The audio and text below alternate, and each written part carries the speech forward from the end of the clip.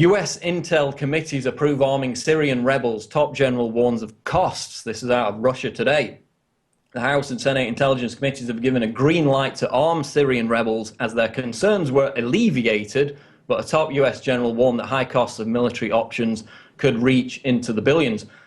This, of course, is Martin Dempsey, the chief of the US Joint Chiefs of Staff, the highest-ranking military advisor, basically warning that it's going to cost between $500 million and $1 billion a month to maintain a no-fly zone, which, of course, is a euphemism for a total bombardment on Syria, and may even be ineffective because the Syrian army relies on artillery, not air support, to fight the insurrection. So while US cities like Detroit are going bankrupt, the Obama administration is pushing for another multi-billion-dollar military bombardment on Syria. In the meantime, the report states US President Obama will continue with the plan to arm Syrian rebels after several congressional concerns were alleviated. And it looks like Dempsey, with this article, is actually trying to stop this madness, labeling the move for what it would be, which is not a kinetic action like we saw in Libya, but an overt act of war.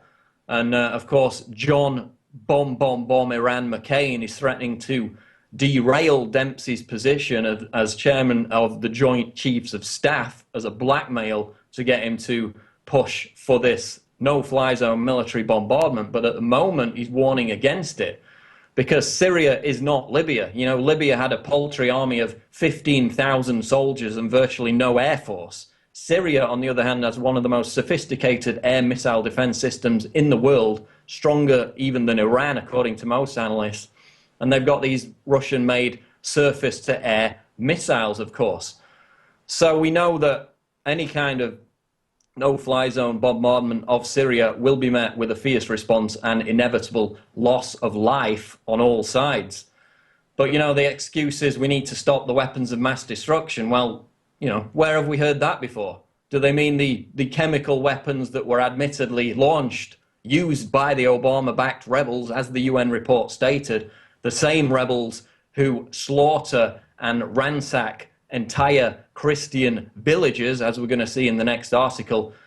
Of course, the only reason they're arming the rebels now, that they're pushing through with it, is because the Syrian army is scoring key military victories across the country. They've already been receiving the weapons from Gulf countries with the aid of the CIA, these al-Qaeda rebels.